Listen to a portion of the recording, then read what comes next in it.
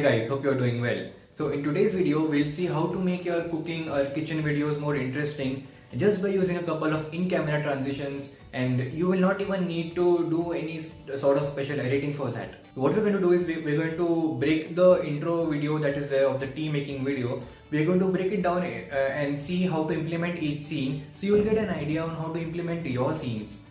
And by the way, if you're new to my channel, then I do a lot of tech reviews, smartphone buying guides, video shooting and editing tutorials like this, and also I'm a musician, so I also might throw in some rock covers. So if you're into any of that stuff, do consider subscribing to my channel. So without wasting any further time, let's get started. So yeah, in the first scene, you need to show your utensil to build up the cooking process. So what you can do is, you can show that you are picking this up, and it's always good to start with a black screen. So what you can do is, so I took another broad container and I kept my phone inside like this with the camera upwards, and I started recording, and then I kept my utensil on the camera, and then I started off like this. So in the next scene, you can see how to continue that scene if you want to continue upwards as you are lifting up this utensil. What I decided was that I wanted to put some ingredients into the container. So what I decided was I decided to fade it to black again. So then you can show you're taking this container from the container section, and then you can put it on your kitchen compartment. So again you can put that on your camera like this. So it will fade to black. Then remember, now the next scene you have to start with black. So what I did was that now we have to take tea powder. So inside my shelf, I kept the camera leaned on towards the wall, and then this is a tea container that I have. So I will start my video like this. Now next thing is to put on this tea powder in your container.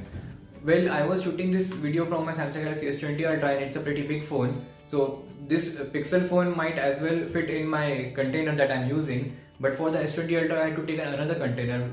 So in that container, I had to keep my phone like this and then put the tea powder on my camera. Yeah, so if your phone is not water and dust resistant, then you might need to be careful with that. But most phones do well, so at your own risk.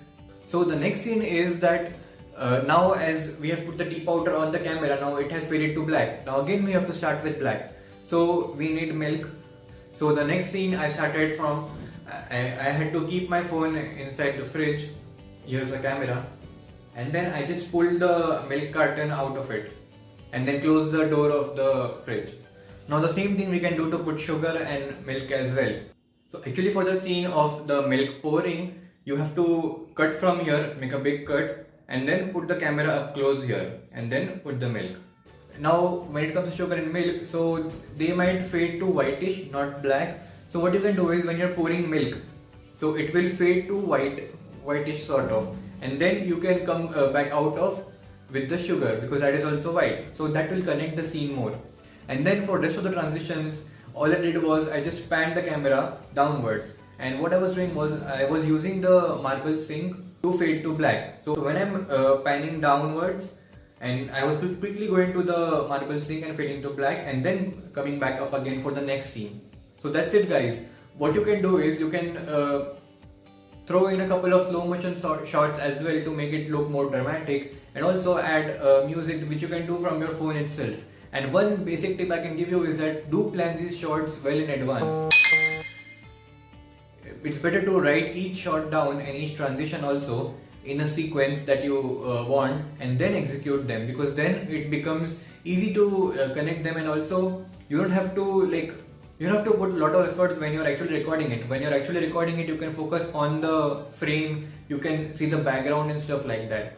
So if your planning is already done, then it helps a lot. So that's it guys, hope this video helped you, and do let me know if you want more such videos in the future, and do let me know in the comment section if you have any suggestions or thoughts. I'll catch you in the next one. Peace.